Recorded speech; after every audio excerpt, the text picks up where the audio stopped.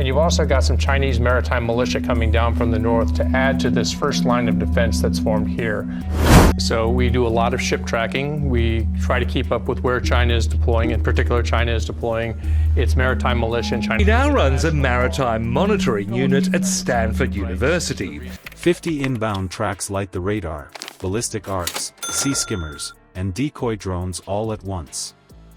Alarms echo through the USS Gerald R. Ford's decks as crews dash to firing stations. This isn't a drill, it's the nightmare every carrier commander trains for. The fleet responds layer by layer, SM-6, ESSM, CIWS, but even America's most advanced shield has limits. How long can a carrier survive when every interceptor fired costs more than the missile it stops? Before we move on, I'd like to ask you a small favor. If you appreciate this content, please take a second to like this video and subscribe to the channel. Over 98% of you watch the videos without subscribing. It costs you nothing, but it makes a huge difference to us. So, did you click the subscribe button? Great! Thank you so much. Now, back to the video. At 0920 local time, a radar operator called out a contact count that froze the room, over 50 tracks rising from the western horizon. A massive radar bloom spread over the South China Sea, every single echo a potential kill shot. The Gerald R. Ford status flipped from routine patrol to condition 1 in seconds. Every compartment sealed. That records and publicizes Chinese ship movements in the disputed areas. You have to be thankful. You don't have the cards. Donald Trump has already withdrawn security guarantees for America's allies in Europe. Oh, it's like a busy military highway in the middle of nowhere. Yeah, and I would say, up until a couple years ago, this would have been much, much quieter. Violating China's terror airspace. Leave now. Leave immediately. Every console lit up. What was a quiet maritime presence became a front line of electronic and kinetic warfare. The strike group's command triad, captain, tactical action officer, and air defense commander, shifted to real-time decisions. Ballistic missiles arced high, dipping toward terminal phase, while sea-skimmers hugged the wave tops at supersonic clip. Their arrival times weren't measured in minutes but seconds apart. No simulation had ever stacked the vectors this tightly. Each inbound required identification, track assignment, and engagement sequencing across 3 defense layers with almost no margin for hesitation. Orders rippled through the net.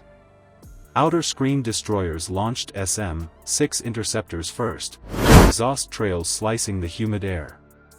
Mid-range ships armed with ESSMs followed in staggered timing, closing the firewall around the carrier. Inside the inner ring, close-in weapon systems spun to combat speed, their barrels tracking the lowest flyers that slipped past the higher intercepts. The sound built from a distant rumble to a rolling thunder of layered defense fire. Every launch bought seconds of life but burned irreplaceable munitions. Magazine depth quickly became a visible problem. The Ford's escorts carried finite vertical launch inventory, each cell counted, each reload opportunity separated by distance and time. You could feel the tension rise as missile counts bled downward on the tactical displays. Operators knew that the number of threats could exceed the number of interceptors left aboard. Modern navies live by mathematics as much as firepower, the math of endurance, cost, and probability. Meanwhile, the Link 16 network, normally a seamless digital backbone, began to glitch. Symbols froze. Tracks flickered, duplicated, or disappeared entirely. Voice traffic cut in and out as interference bled across frequencies.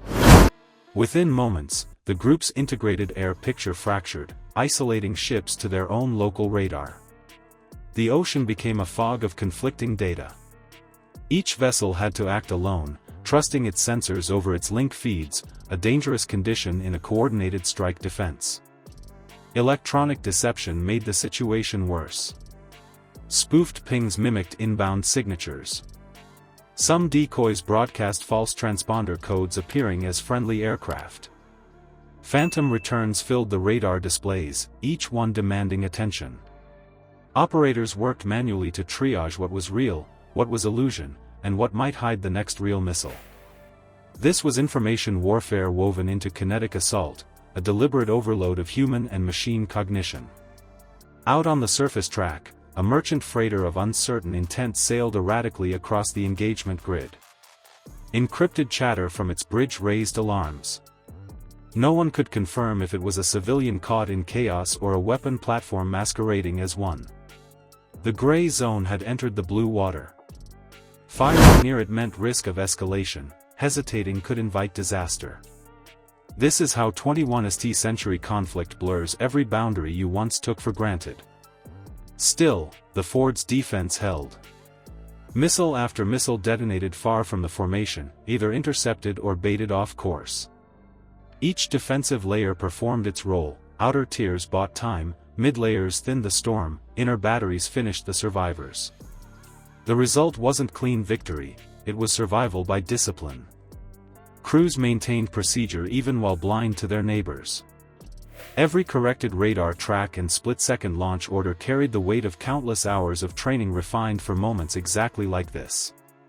Yet the cost was visible in the aftermath. Magazines were drained, some ships down to single-digit. Interceptors.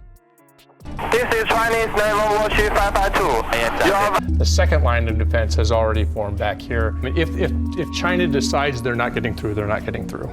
This is all the Philippines' legal exclusive economic zone.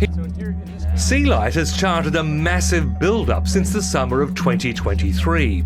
The communication lattice was fragmented. Batteries radiated heat from overuse. No hulls were lost, but operational readiness now edged precariously low. The doctrine of defense in depth had proven its worth not just through technology but through human control, timing, restraint, and coordination carved out of chaos. That's what kept steel afloat against 4 dimensions of combat: physical, electronic, digital, and psychological. The surface fell quiet as the last echoes faded, but silence in a combat zone never means safety. The strike group still had to protect global shipping lanes with depleted ammunition and a crippled network. The gunners rested their arms only briefly before rechecking inventories and fielding encrypted orders through makeshift comms relays. The attack had ended. The real battle, endurance, had only just begun. Deterrence no longer rests on raw dominance. It rests on endurance, finite steel answering infinite salvos. The Ford's defense proved technology can hold, but not forever. Each successful intercept was a reminder that cost and logistics now shape survival as much as armor. In the next war, strength will be measured by restraint, the ability to conserve, adapt, and fight smart while under pressure. When cyber war cloud sensors and missiles trade by the dozen, patience becomes a weapon. Subscribe and join a community that studies modern conflict as it truly unfolds, complex, costly, and human at its core.